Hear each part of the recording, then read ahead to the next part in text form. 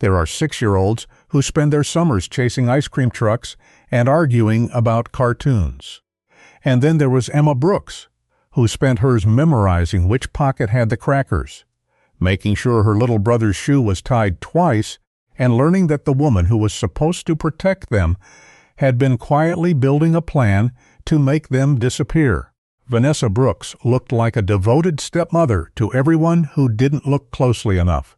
She had the smile, the luggage, the story. What she also had was a mountain of debt, a trust fund that wasn't hers yet, and 2 small children standing between her and everything she wanted. She thought she had planned for everything. She hadn't planned for a retired Navy captain who noticed a little girl doing the job no little girl should ever have to do, and who refused, even when it cost him, to look the other way. Just before we get back to it, I'd love to know where you're watching from today, and if you're enjoying these stories, make sure you're subscribed. The sky was still dark when Emma Brooks opened her eyes. She didn't need an alarm. She hadn't needed one in a long time. Something inside her had quietly rewired itself over the past year, ever since their mother passed, ever since their father started working far away, and Vanessa moved into the apartment with her perfume and her sharp voice and her particular way of looking at Noah like he was furniture placed in the wrong room. Emma sat up and looked across to Noah's crib. He was still sleeping, his tiny chest rising and falling, one hand curled beneath his cheek and the other wrapped around the stuffed elephant their mother had given him. Emma called it Peanut. Noah just called it his, the way 2-year-olds claim things that matter, completely and without question. She watched him for a moment. Then she got up, folded her blanket neatly, and began getting them both ready. Vanessa had told them the night before that they were going on a cruise, a big, beautiful ship. She said it like she was presenting a gift, spreading her hands wide, wearing that particular smile she kept for when other people were watching. "Your daddy wanted you both to have an adventure," she said. "He arranged the whole thing before he left." Emma had nodded. She was good at nodding. What she didn't say was that she had already noticed the bags. Vanessa had packed 2 large matching suitcases for herself and 1 small backpack for both Emma and Noah combined. Emma had gone through it quietly while Vanessa was in the other room. 2 changes of clothes for Noah, 1 for Emma. A half-empty bottle of children's pain reliever that had expired 3 months ago. She didn't say anything about it. She just moved Noah's blanket to the top of the bag where she could reach it fast. They were in a cab by 5:30 in the morning. Vanessa sat in the front seat scrolling her phone, not looking back once. Emma sat in the rear with Noah on her lap, pointing out the window at the streetlights still glowing in the pre-dawn dark, telling him they were stars that had fallen down to watch over the roads. Noah pressed his palm flat against the glass and breathed a foggy circle onto it and laughed his small, quiet laugh. Emma laughed too, because he needed her to. The cruise terminal was unlike anything Emma had ever seen. Even at that early hour it buzzed. Porters with brass luggage carts, couples in vacation clothes, families with matching hats and rolling bags, a man in a white uniform who looked like he owned the entire ocean. The ship itself sat at the end of a long walkway, so massive it didn't look like something that could float. It looked like a building that had simply decided to sit in the water and stay there. Emma gripped Noah's hand and kept close behind Vanessa, even though Vanessa wasn't really keeping close to them. She walked several paces ahead, her carry-on rolling smoothly behind her, pausing every few minutes not to check on the children, but to glance at her watch. She did this 4 times in 10 minutes. Emma counted. At a gift stall near the check-in hall, Vanessa stopped and picked up a pair of large sunglasses with gold frames. She tried them on at the little display mirror, tilted her head, decided, and bought them without any hesitation. Noah tugged at Emma's sleeve. "Hungry?" Emma looked at the cafe counter nearby, then at Vanessa. "Vanessa, Noah's hungry. Can we get him some milk?" Vanessa didn't look up from sliding the sunglasses case into her bag. "There's food on the ship. He hasn't eaten since last night. He'll be fine for another hour." Emma reached into the backpack and found the small pouch of crackers she had. Packed herself before they left. She gave them to Noah, and he took them seriously, holding the pouch with both hands.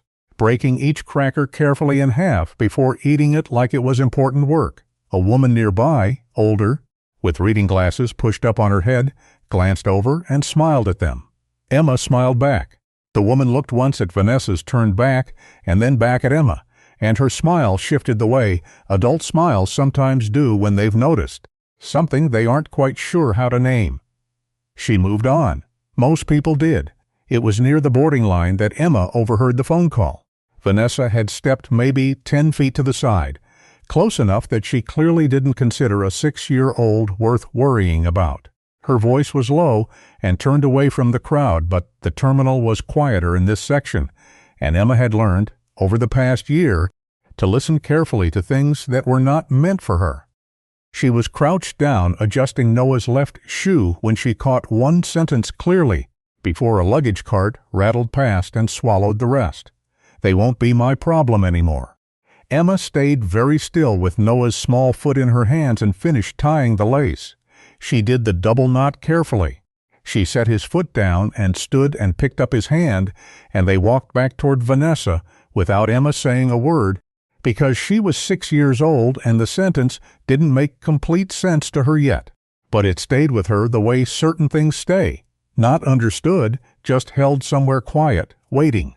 Captain Daniel Walker was not a man who rushed. He had learned long ago that rushing was something you did when you hadn't prepared. He had prepared. His bag was already checked. His boarding documents were folded in the left inside pocket of his jacket, and he had arrived 40 minutes early, which he considered almost late by his own standard. He was 62 years old and moved with the unhurried certainty of someone who had spent decades making decisions that mattered. 30 years in the Navy, retired as a captain, buried a wife and a son, and the 6 years since in the kind of quiet, steady work that doesn't make headlines. Maritime rescue support, volunteer coordination, safety training for civilian coast patrol groups. This cruise was the first real vacation his sister had managed to push him into in 3 years. He intended to sit on the deck and drink decent coffee and watch the water. He noticed the little girl the moment he stepped into the main boarding hall. She was maybe 5 or 6, small but moving with a purpose that didn't belong on a child her age. A toddler boy was wrapped around her left side, half carried, half walking, clutching a stuffed elephant to his chest. The girl was steering them both through the crowd, her eyes tracking the woman ahead while simultaneously watching the boy, adjusting her grip, making sure he still had the elephant. He watched her crouch down in the middle of the moving crowd, completely unbothered by the people flowing around her to retie the toddler's shoe. She said something to the boy. He couldn't hear the words, but the boy looked up at her and nodded, and then she straightened and said, quietly but clearly enough that Daniel caught it as he stepped closer, "I'm your big sister. I'll always keep you safe." Daniel stopped walking for just a second. Then he kept moving. The words sat with him in a way he hadn't expected. He had a son once. He knew how that sentence was supposed to sound coming from a child. Playful, performative, the easy confidence of a game. That wasn't how she'd said it. She'd said it like a promise she had already been keeping for a long time. The boarding bridge was narrow, and the line moved slowly, and it was there that Daniel found himself a few people behind the woman and the children. He watched the same dynamic play out again, woman ahead, girl catching up, managing. At one point, the toddler stumbled on the textured floor of the bridge and the woman didn't turn around. The girl caught him, steadied him, kept moving. She had done this many times before. That much was plain. He moved alongside them at a wider section of the bridge. "Can I give you a hand?" he offered, nodding toward the boy. The woman turned sharply. Up close she was younger than he'd placed her, early 30s, well put together, the new sunglasses now perched on her head. She looked at him with an expression that made its assessment very quickly. "They're not your business," she said. "Not we're fine, not no thank you. They're not your business." Daniel raised one hand in a small, easy gesture and stepped back. But he kept watching. Something is wrong here, he thought. He couldn't have said yet exactly what it was. Just the accumulation of small things that didn't add up to the picture they were supposed to make. By the time the ship had cleared the harbor and the shoreline had reduced itself to a thin gray line, Daniel had settled into a quiet alertness. He found Emma alone on a bench near the upper observation deck that afternoon. Noah was asleep across her lap, one hand still locked around Peanut. She was not watching the water the way a child on a cruise ship watches water, with excitement, with pointing, with the urge to share what she was seeing. She was just sitting, very still, with the expression of someone keeping watch. "He fell asleep during lunch," she said when Daniel sat at the far end of the bench, though he hadn't asked. "Good place for a nap," he said easily. She looked at him for a moment, measuring. Then she said, in a voice completely without drama, "Sometimes my stepmom forgets we're with her." Daniel felt the sentence land somewhere specific. He laughed gently, not because it was funny, but because he needed a second, and a gentle laugh was the least disruptive way to take it. Emma didn't laugh. She looked at him steadily, and he understood that she hadn't said it as a joke, and that she almost certainly knew he knew that. He stayed on the bench a while longer. He didn't ask her more questions. He just stayed, which seemed to be what she needed most. Someone nearby who wasn't going to leave the moment the conversation required something from them. That evening, the Weather Channel announced rough seas expected overnight. Nothing dangerous, just a system moving through. Daniel spent part of the evening on the aft deck watching the cloud line build on the horizon, his coffee going cold. He thought about Emma on that bench. He thought about the expired medication he'd seen when Noah knocked the backpack over and Emma scrambled to collect everything. He thought about a 6-year-old who described being forgotten with the flat resignation of someone reporting the weather. Something is wrong here. Not dramatically wrong, quietly wrong, the worst kind. He went to bed early. He didn't know it was already too late to prevent what was coming. The port stop came at 10:30. Vanessa woke the children quietly. Emma had registered immediately that this was strange. Vanessa was not gentle, not in private. But Vanessa told her there was a special night market at this port, just for passengers, with ice cream and lights, and Noah had heard the word ice cream in his half-asleep state and slid out of bed still holding Peanut, and Emma had held his hand and followed and watched Vanessa's face the whole way down the corridor. The dock was isolated, no other passengers. A single overhead light throwing a pale circle on the concrete, water dark below the rail. Vanessa turned to Emma and said, in the calm, distant voice she used when she had already decided something, "Wait here, I'll get your tickets." She walked back up the gangway. Emma waited. She counted to 30. She counted again. The gangway drew back with a mechanical groan she felt in her chest before she understood what it meant. The ship's horn sounded, one long low note that rolled out across the dark water and seemed to take a very long time to disappear. Emma looked at the ship. She looked at the dock. She looked at the space where the gangway had been, Noah pressed against her side. "Em?" She looked down at him. His eyes were wide and completely trusting, turned up to her face the way they always were, when he needed to know whether to be scared. She put her hand on the back of his head and held him close and watched the ship as it began, slowly and with total indifference, to move away. She did not cry, not yet. Morning came gray and still. Daniel was already on the deck before the breakfast service opened, doing what he had done every morning at sea for 30 years, orienting himself, reading the water, watching the sky. It was habit more than anything else, the kind of routine that becomes part of how you think. He noticed at breakfast. He had seen Emma and Noah at every meal since boarding. Emma portioning Noah's plate carefully. Noah with Peanut wedged between himself and the table edge. Their presence had become familiar the way things become familiar on a ship. Expected. Part of the background. They weren't at breakfast. Daniel ate his eggs and drank his coffee and watched the door. 20 minutes later, Vanessa arrived alone, dressed well, the gold sunglasses on despite the overcast sky outside the windows. She filled a plate, took a table, checked her phone. She smiled at something on the screen. She had the composed ease of someone who had slept very well. Daniel set down his fork and walked to her table. "Good morning. Where are the little ones?" Vanessa looked up. Something moved very briefly behind her eyes before the easy smile settled in place. "Sleeping in," she said. They were up late. You know how children are. I do, Daniel said. He held her gaze one beat longer than comfortable. I'll check back at lunch. He walked away. He did not go back to his table. He went first to guest services. The booking confirmed 2 minors traveling with Vanessa Brooks.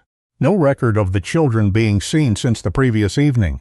He found Terry, the steward who had helped Noah retrieve Peanut from the pool deck the day before. Have you seen the 2 kids this morning? Terry thought about it. Not since last night, actually. The little girl, yeah. She was near the service corridor around 10:30, I think. Haven't seen them since. Daniel thanked him and kept walking. He found Marcus Hale at the security station, and Marcus, who had known Daniel for 30 years, recognized the particular quality of stillness in his face and didn't ask him to wait. Gangway camera, Daniel said. Last night's port stop. 10:30 onward. Marcus pulled it up without another word. The footage was grainy, but clear enough. Timestamp 22:47. Vanessa walking up the gangway, alone. Marcus rewound it, watched it again. The silence in the small room had its own weight. She went down with 2 children, Daniel said. And came back without them, Marcus said. They held that sentence between them for a moment. I have to do this by the book, Marcus said. Captain informed, local authorities contacted. This has to be official. I understand. You stay on this ship until we know what we're looking at. Daniel said nothing to that, which was an agreement. Vanessa was brought to a private office near the security station within the hour.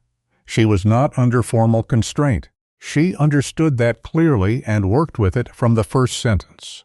She sat with her hands folded and spoke in the careful tone of a woman managing enormous stress with great effort. The children had been restless, she said. Emma had wanted to see the dock. She'd let them walk ahead just a little. She turned around and they were gone. She had searched for over an hour. She said it without breaking, without her eyes going wrong. She was, Daniel observed from near the doorway, extremely good at this. You didn't report them missing before the ship departed, Marcus said, a brief pause. Precisely brief, long enough to seem like pain, short enough not to seem rehearsed. I didn't want to alarm everyone. Emma has wandered before. I thought she'd found her way back aboard. There's no record of them reboarding. Vanessa spread her hands in a gesture of helpless exhaustion. Then someone missed them at boarding. That's not something I could have controlled. Daniel watched her. She had not looked at him once. People defending themselves against doubt they believe is unfair almost always look directly at the source of it. She knew exactly where the doubt was sitting and had made a deliberate choice not to look at it. What is Noah's stuffed animal called? Daniel asked. She turned to him. Excuse me? His elephant. What does he call it? 1/2 second. He's 2. He names things differently all the time. Emma told me its name yesterday afternoon, Daniel said, while you were at the bar. Vanessa's jaw moved once. Then she looked back at Marcus with the expression of someone who has decided to stop acknowledging a distraction. I'd like to speak with someone in an official capacity, she said. This man has taken an unusual interest in my children since we boarded, and I think that's worth noting. Daniel left the room. Marcus caught up with him in the corridor. She's already building the counterstory, Daniel said. I know. Marcus kept his voice low. Local authorities are reviewing the footage now. But it's a foreign port, Daniel. The legal process moves slowly. Right now, it's a security camera against a grieving stepmother's statement. 2 children slept on a dock. I know. Alone. In the cold. I know. Marcus held his ground, which is exactly why I'm going to tell you something I'm not supposed to tell you. He paused. A dock worker at the port reported seeing a young girl carrying a toddler near the terminal entrance early this morning. They were on foot, heading toward the city. Daniel was already straightening. I did not tell you that, Marcus said. Tell me what? Daniel replied, and walked away. At the dock where the ship had been, Emma had made it through the night. She had put her own sweatshirt on Noah when the cold came in properly, and sat in her thin shirt and told herself it wasn't that bad, which was how she handled most things, by telling herself the smaller version of the truth, the version that left enough room to keep moving. She had found half a bread roll in the outer pocket of the backpack, left over from the afternoon before. She had given it to Noah when he woke at 3 in the morning, crying and confused, asking for Vanessa. Emma told him Vanessa had gone to get something and would be back. She had believed it herself for the first hour. She had stopped believing it sometime around 2 in the morning, and she had not said so out loud because Noah didn't need to know that yet. An elderly woman in a worn coat appeared at the edge of the dock sometime before sunrise, pushing a small rolling cart. She looked at Emma and Noah for a long moment without speaking. Then she reached into the cart and produced a wrapped packet of crackers and a small bottle of water and sat down beside them.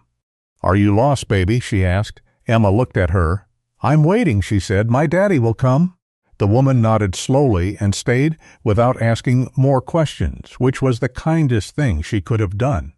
When she left at first light, Emma watched her go and then looked back at the empty water. She organized the backpack the way she always did when she needed to feel like she was still in control of something, checking everything twice, putting the water bottle where she could reach it without looking. It was nearly empty now. The crackers were almost gone.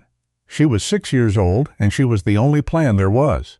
The dock camera footage reached local authorities before noon. Marcus had pushed for it specifically, pulled every contact, made every call, applied the quiet, determined pressure of someone who had spent decades making bureaucracies move faster than they wanted to. The image came back grainy but unmistakable. Emma at the edge of the terminal, her arms around Noah, her face turned toward the water where the ship had been. Noah's face turned toward Emma, Peanut hanging from his left hand. The image sat on Marcus's screen for a long moment before he forwarded it. It was not a dramatic photograph. It didn't need to be. Something about the complete and absolute nature of Emma's attention to her brother, the specific focused calm of someone who has decided that protecting one person is the only thing that matters, came through even in the grainy resolution. The race to find them had begun. Sophia Reed had been sitting with her recorder for most of the morning. She wrote human interest pieces, the kind that were really about the machinery underneath ordinary life. She had noticed Vanessa the previous evening the way she noticed most things, as a shape to be understood later, and struck up a conversation over drinks that she thought might become a short piece about modern blended families on vacation. 18 minutes in, something had started quietly humming in her. She had her small digital recorder running as always, an old reflex from years of covering meetings where the important things happened before anyone realized the meeting had started. She had it running when Vanessa received a phone call near the end of their conversation and stepped slightly away. Not out of earshot, just slightly away, the way people do when they forget you're still there. Sophia had heard it. She had written it in her notebook as color. "By tomorrow morning, I'll be free." She had thought at the time divorce, a difficult situation finally resolving itself. She had underlined it lightly and moved on. Now she sat in her cabin with the recorder in her hands and listened to it again, and the sentence did not sound like divorce anymore. It sounded like something that had been decided well in advance of the moment it was spoken. She pulled up the dock camera image Marcus had passed along through a press contact. She looked at it for a long time, Emma's arms around Noah, the ship disappearing in the background. She opened her laptop and wrote one paragraph. Then she posted it along with the image. 2 children abandoned at a foreign port. Their stepmother is on the ship.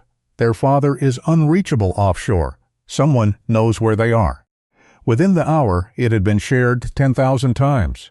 Richard Brooks was on an offshore platform 800 miles from the nearest major airport when a colleague held up a satellite phone with the image on the screen. Richard had been mid-sentence in a shift briefing. He looked at the screen. He recognized Emma's backpack immediately. Dark blue, small yellow star on the front flap. He had given it to her at Christmas. He recognized Noah's elephant. He recognized the specific way Emma planted her feet wide apart when she was protecting something. He left the briefing without finishing his sentence. He was not a man given to falling apart. But something dissolved in him in that moment that had nothing to do with falling apart and everything to do with understanding the shape of a failure he hadn't known he was committing. He had called every 2 weeks. He had accepted the kids are asleep, and Emma's been a little difficult, but we're fine and Noah's cutting a tooth.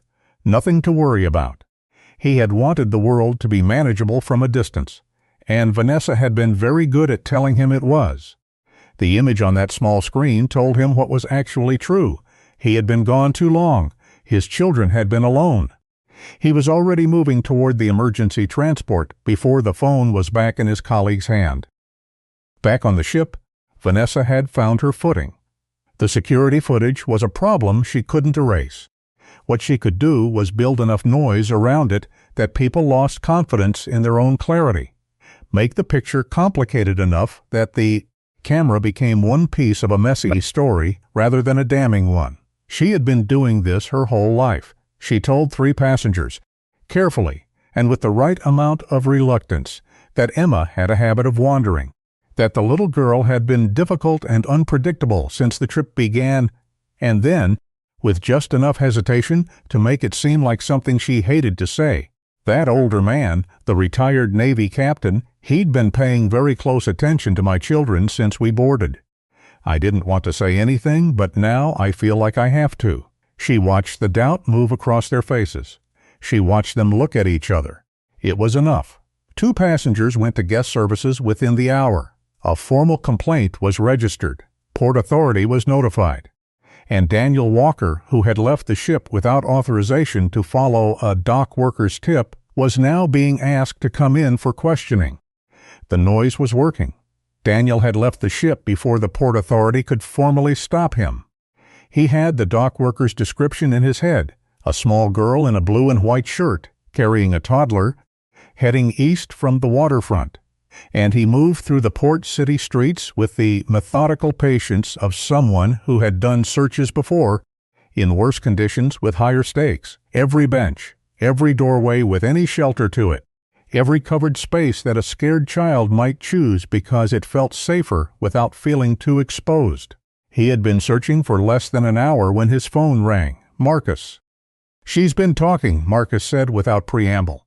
"Told 3 passengers you had an obsessive fixation on the children. Used that word specifically.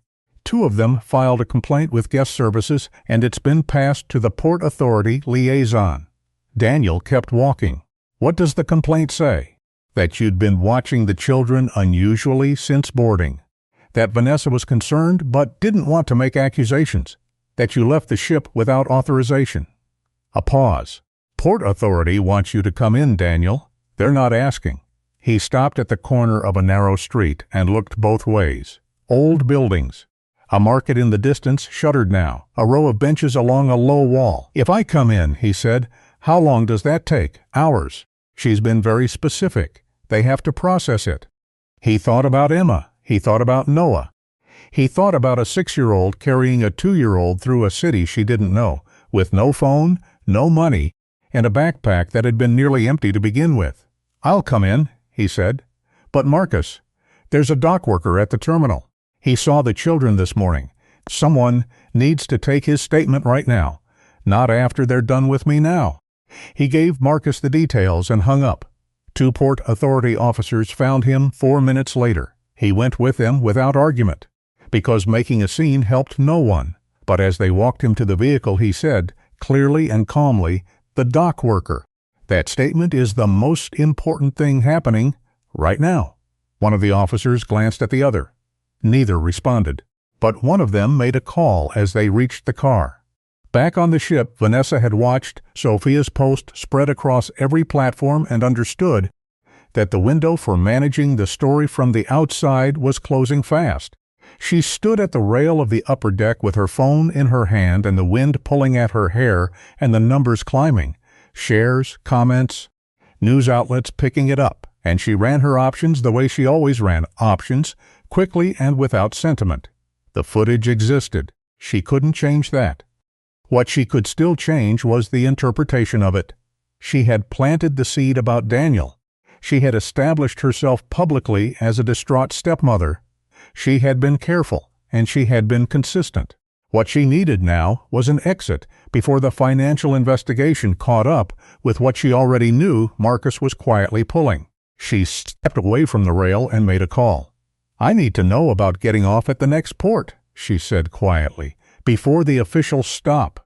I have cash." The voice on the other end said it would cost more than cash. "Fine," she said, "arrange it." In the port city, in a small room with a metal table and 2 plastic chairs, Daniel sat across from an investigator named Officer Reyes and answered questions with the same level, unhurried tone he used for everything. Yes, he had noticed the children on the ship. Yes, he had spoken to the girl. No, he had not had any inappropriate contact. Yes, he had left the ship without authorization.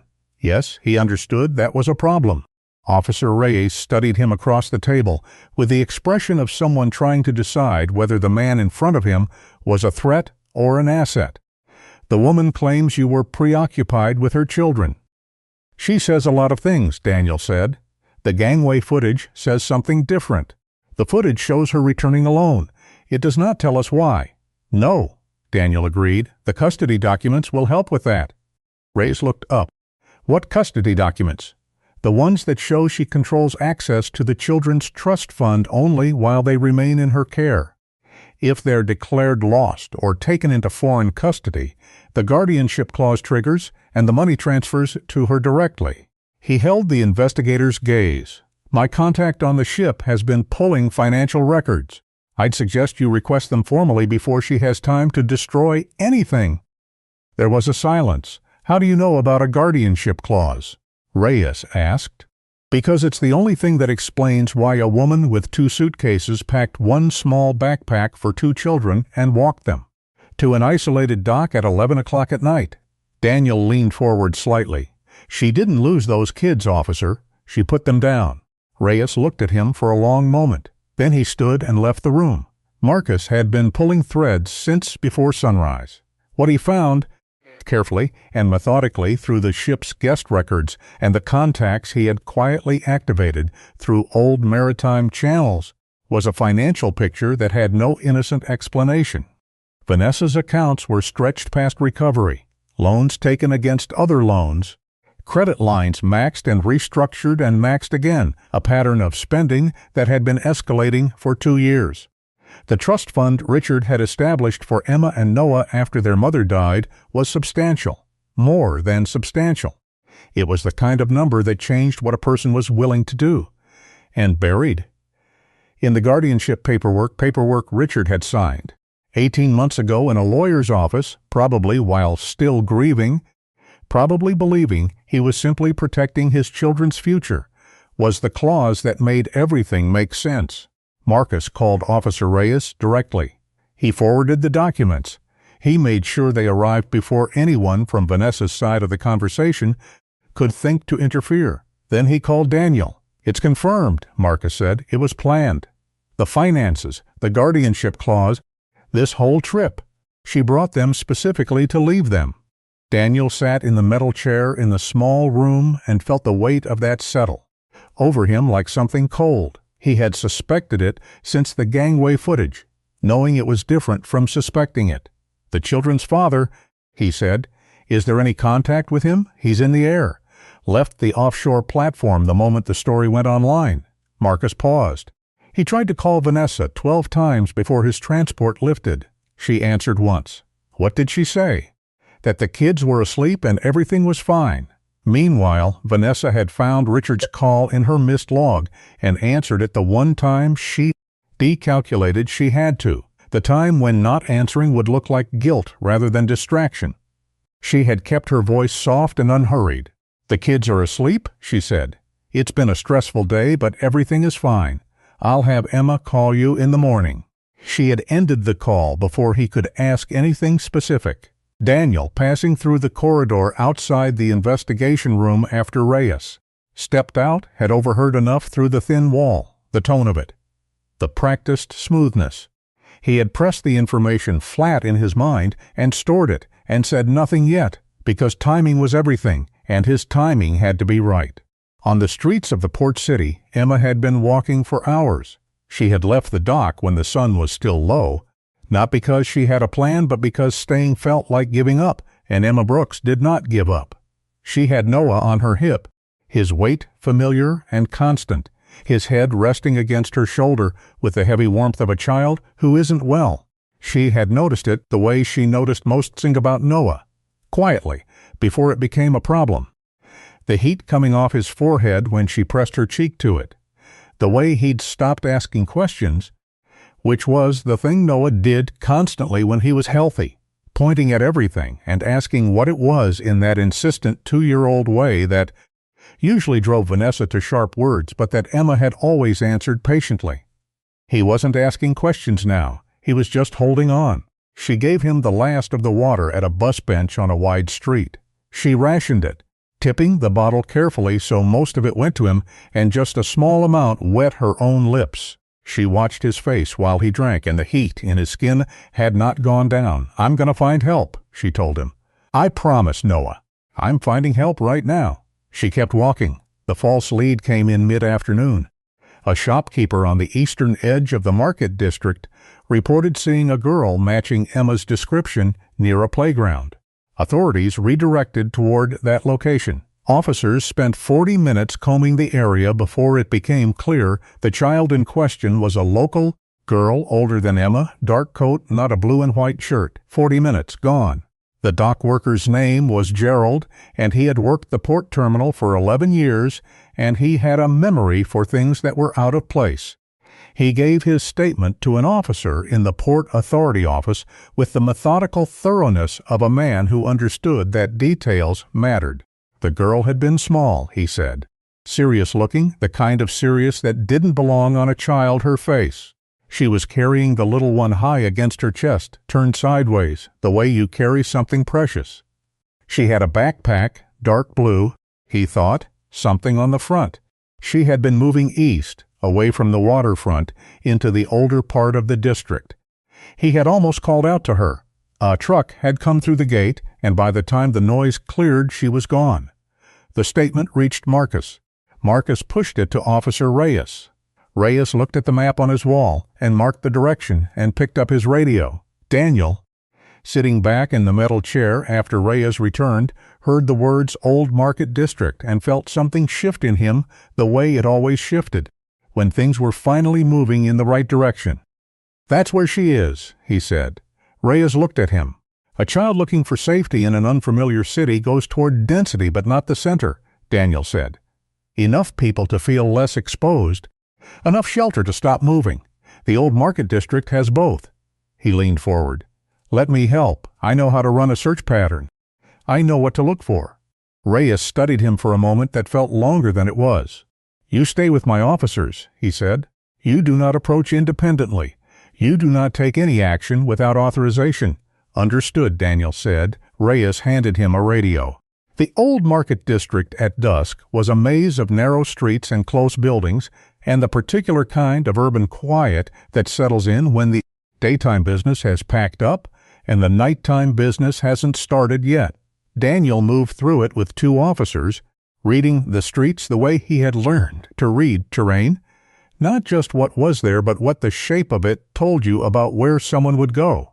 A scared child didn't move randomly. She moved toward light, toward cover, toward anything that felt like it had a wall at its back. He was looking for those places specifically. Sophia's post had spread further than any of them had anticipated. The image of Emma and Noah at the dock had been shared by news outlets across 4 countries. People in the port city had seen it. Twice in the first hour, residents flagged down the patrol unit to say they thought they'd seen the girl. One report pointing toward the waterfront. They'd already covered, one pointing deeper into the market district, which aligned with Gerald's statement. They were close. Daniel could feel it the way he'd felt things in the field. Not certainty, just the particular quality of attention that meant the thing you were looking for was in the same general air as you. Back on the ship, Vanessa's mask had developed a crack. It wasn't visible yet to most people. But Sophia had been watching her for 2 days with the trained attention of someone whose job was to notice what people revealed when they thought they weren't being observed, and what Sophia saw now was the specific tightness of a person running calculations that weren't adding up. She had her recorder. She had the audio from the previous evening. She replayed it in her cabin one more time. "By tomorrow morning, I'll be free." She had spent the morning thinking it was about a divorce. Then the children's story broke, and she had thought about it differently. Now, with Marcus's financial documents making their way through official channels and the internet full of Emma's face, Sophia understood exactly what the sentence meant and exactly when it had been said and exactly what Vanessa had been planning when she said it. She picked up her recorder and walked to find Marcus Hale. The street musician found Emma first. He was an older man, heavy-set, sitting on an upturned crate at the edge of a covered alley with a battered guitar across his knee, playing quietly to no particular audience. He had seen a lot of things in a lot of years on this street, and he had learned to tell the difference between children playing and children not playing. He stopped playing when Emma came around the corner. She stopped when she saw him. She took one step back, pulling Noah with her. "Hey," he said, in the easy voice of someone who understood that sudden movements and loud tones were not useful right now. "You need to sit down for a minute." Emma looked at him. She looked at the alley behind him. She looked at the street she had come from. "Your little one doesn't look good," the man said, nodding at Noah. "Sit for a minute. I'm not going anywhere." Emma sat, not close to him, far enough that she could stand up fast if she needed to. But she sat, and Noah sagged against her with the particular heaviness of a feverish child who has been held upright for too long, and she let herself stop moving for the first time in hours. The musician played something soft and shapeless, not a real song, just sound, the kind of thing that fills space without demanding anything.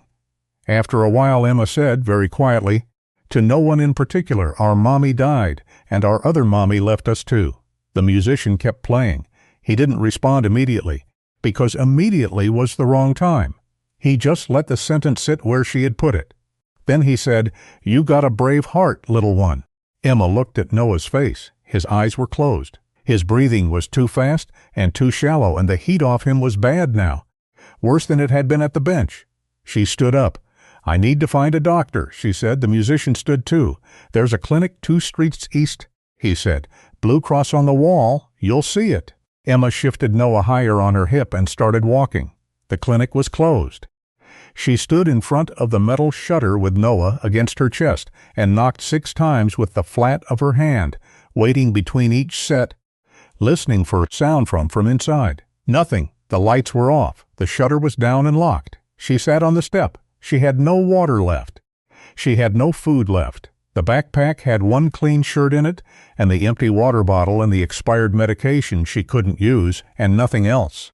Noah's fever had been climbing for hours, and she had done everything she could think of and run out of things to think of, and now she was sitting on the step of a locked clinic in a city she didn't know, and the sky above the narrow street was going dark. She put her face against the top of Noah's head and, for the first time since the dock, since the ship's horn, since Vanessa walked up the gangway and didn't come back, Emma cried. Not loudly. She had taught herself not to cry loudly, because Noah always mirrored her, and if he started, she wouldn't be able to stop him. She cried the way she had learned to cry. Jaw set, breath controlled, tears running down without any sound attached to them. "I don't know what to do," she whispered. "I don't know what to do." Daniel heard it before he saw her. He had come down the alley behind the clinic on instinct, lit street on one side, a small blue cross symbol visible from the corner, the logic that a child looking for help would follow a medical marker. He turned into the alley and stopped. The crying was small, controlled. It was the sound of someone who had learned to keep even grief contained, and it stood out in the quiet of the alley precisely because of how carefully it was being managed. He turned the corner and saw them. Emma looked up immediately, her whole body tightening, her arms pulling Noah close. She was dusty and exhausted. One knee scraped from somewhere in the long day's walking, her eyes red. Noah lay against her chest, his breathing audible from where Daniel stood. Daniel stopped. He kept completely still. He held both hands out, open and visible, the way you approach things that have been hurt and aren't sure yet whether the next thing coming toward them is another source of pain. "Emma," he said, very quietly. She stared at him. He watched the recognition move across her face, the ship, the boarding bridge, the observation deck bench.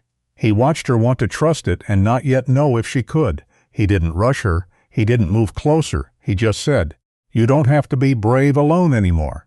It was a simple sentence. He hadn't planned it. It came from the place where his most accurate things came from, the place that didn't go through calculation first. Emma's face changed. Something in the set of her shoulders shifted. The millimeter difference between a person holding themselves up entirely by their own effort and a person who has just been told they don't have to. She looked at him with 6 years of impossible weight behind her eyes and said nothing, because she didn't need to. He crossed the alley slowly and crouched beside her and pressed the back of his hand gently to Noah's forehead. The fever was high, too high for how small he was. "Okay," Daniel said. "Let's get him help right now." The ambulance arrived in under 5 minutes. Emma would not let go of Noah's hand while the paramedics worked, so they let her stay close, and Daniel sat on the opposite bench in the ambulance and watched her watch the medics with the focused attention of someone determined to understand. Everything happening so she could stay ahead of it. She was asking quiet questions. "What is that for? What does that number mean? Is that good or bad?" The medic answering her was treating the questions like they deserved real answers, which was exactly right. Daniel reached into his jacket pocket. He had found it near the closed food stall on the street where Gerald had last seen them, lying on its side under the edge of an awning, one ear slightly crushed. He had picked it up without saying anything to the officers and put it in his pocket and kept moving. He held it out now. Emma looked at it. Her hand went automatically to the backpack, checking the pocket where it should have been. Then she looked back at Daniel. He said nothing. He just held it out. She took Peanut carefully, as though it were something breakable, and pressed it against Noah's side. Noah's hand found it without him opening his eyes, his fingers wrapping around it the way they always did. Emma looked at Daniel. She didn't say thank you. The look said everything it needed to say. As the ambulance moved through the city streets, Vanessa was attempting to move through the ship's service corridor with a smaller bag than she'd started the trip with, and a confidence she was holding together through pure practice. She had the cash. She had the backup documents. She had a contact at the next port who had confirmed the arrangement. She had done everything right, she told herself. The only reason any of this had become complicated was interference from people who had no business inserting themselves into her situation. She turned a corner in the service corridor and stopped. Marcus Hale was standing at the far end with 2 officers from the ship's security team and an expression that was entirely without surprise. Vanessa looked at him. She looked at the officers. She looked at the corridor behind her, which was not a useful direction. "Vanessa Brooks," Marcus said, "I need you to come with us." For one moment something moved across her face, something beneath the performance, something that had less to do with calculation and more to do with the recognition that the calculations had run out. Then it was gone, replaced by the familiar composed outrage of a woman being wronged. "This is completely unacceptable," she said. "Yes," Marcus agreed, "it is." At the hospital, Noah's fever was confirmed as significant but treatable. The doctor used the word dehydration, and the words caught early, and Emma listened to both with the same close attention she had given the paramedic in the ambulance. Daniel sat outside in the corridor while they worked. An officer came to take his statement, and he gave it fully and without embellishment. Everything he had observed on the ship, every detail he had noted, every moment that had told him something was wrong. He did not exaggerate. He did not editorialize. He simply told the truth in the order it had happened, because the truth in the order it had happened was already more than enough. Emma sat inside with Noah and held his hand and watched his face and waited for his color to come back. It was hours later, deep into the night, when she finally let herself lean back in the chair beside his bed. The room was quiet. The machines beeped steadily. Through the window the city outside had gone still. She was still sitting there, her hand resting on the edge of Noah's mattress, when the door to the room opened slowly and a figure appeared in the doorway. Emma looked up. The stranger stepped into the light of the corridor behind him, and Emma saw his face, and every muscle in her body went rigid at once, not with fear this time, but with something that had no clean name, something that was relief and anger and grief and longing all pressing into the same space at the same time, each one as large as the others. Her father looked at her across the small hospital room. He looked at Noah in the bed. He looked at the backpack on the floor with its single remaining shirt and its empty water bottle. He looked at his daughter's scraped knee and her dusty clothes, and the expression on her face that was too old, far too old, for 6 years. He crossed the room and gathered them both, Noah carefully in one arm and Emma in the other, and he held on, and he didn't say anything useful, because there was nothing useful to say yet, and Emma, for the first time in longer than she could track, let someone else hold the weight for a moment. But her hands stayed on Noah's back, the way it always did. Okay, so that's where I'm going to leave it for today. I know it's not the ending, and I'm sorry for that. The full story is on my Patreon. Link is in the description. That's also where I've been uploading complete episodes every day. YouTube demonetized the channel a while back, so Patreon is honestly how I'm able to keep doing this. If you've been enjoying these stories, even just coming by and listening, it genuinely means a lot. And if you want to hear how this one ends, I'll see you over there. Take care.